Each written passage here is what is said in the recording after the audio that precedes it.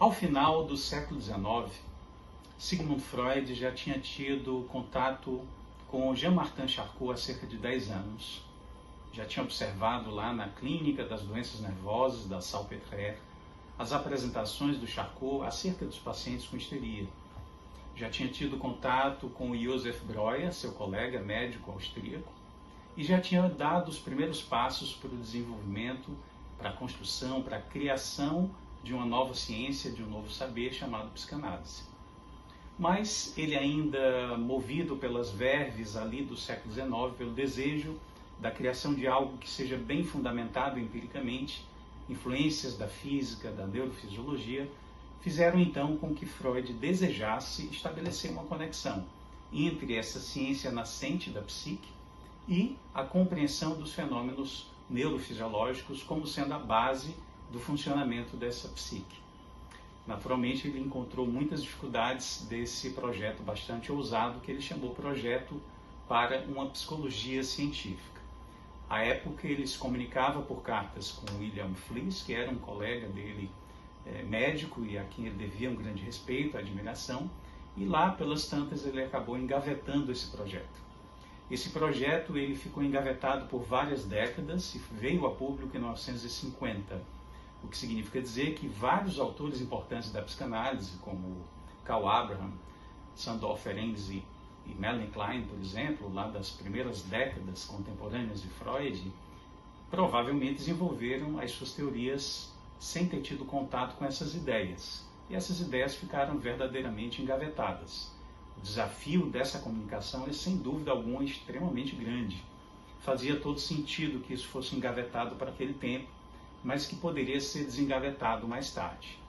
Então, lá pelos idos do final da década de 80, 1980 e pouco, um pensador, um autor chamado Mark Solms, resolveu tirar isso da gaveta de novo e deu um novo nome, chamado então Novo Projeto, para uma Psicologia Científica, e tentou, portanto, voltar à tentativa desse diálogo desses dois campos complexos.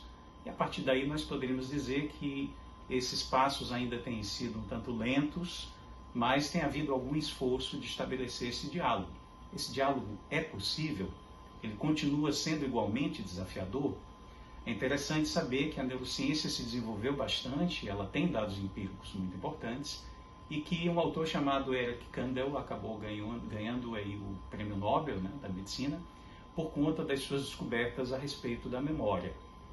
E aí vieram algumas ideias interessantes, porque lá no projeto que Freud tinha colocado, a ideia de um funcionamento psíquico baseado então nas linhas neurais, digamos, nas conexões neurais. Então ele entendia neurônios de diversos tipos, entendia uma energia psíquica, um quantum de energia psíquica, que ele chamou de Q.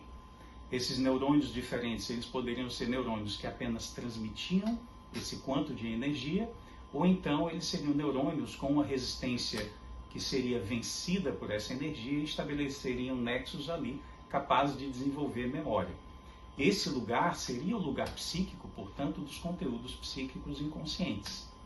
Pois bem, no caso de Kandel, o que ele fez? Percebeu que há a chamada neuroplasticidade. A neuroplasticidade sináptica significa dizer que na interface de comunicação entre os neurônios há mudanças, então há uma plasticidade que permite que a experiência seja convertida em memória. Sabemos hoje que temos as chamadas memória implícita, memória explícita, uma memória de trabalho que pode ser resgatada para a gente executar uma dada função, mas que nós temos também uma memória que pode retornar somente depois de muito tempo, que é o que na clínica psicanalítica nós chamamos de o retorno do recalcado.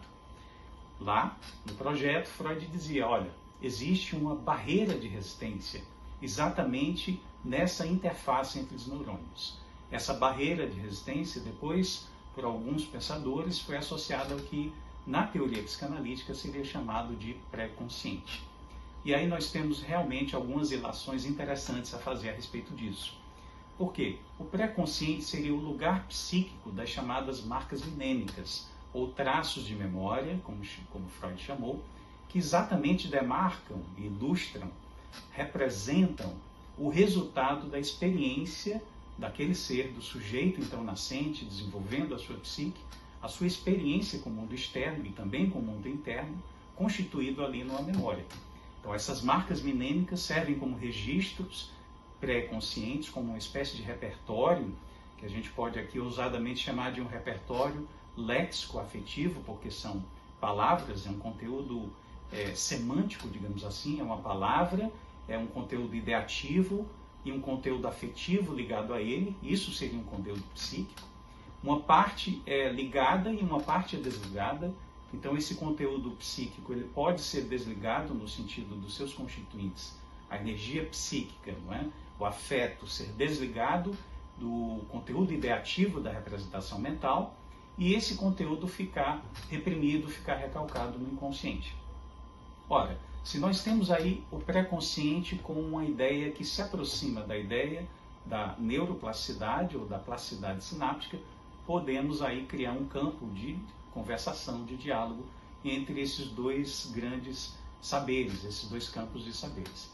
Então, a partir disso, a gente vai fazer uma série de vídeos para melhorar essa conversa, detalhar mais essa historinha e convidar muitos a participarem, os que são interessados pelos dois saberes e mais ainda, mais interessados pelo diálogo entre eles, para que a gente possa se aventurar na construção desse novo projeto e entender que esse projeto, na verdade, faz parte de um paradigma, que é o paradigma mente-cérebro. Então, nós temos aí um projeto e um paradigma. O diálogo é possível? Sejamos, então, convidados a esse trabalho.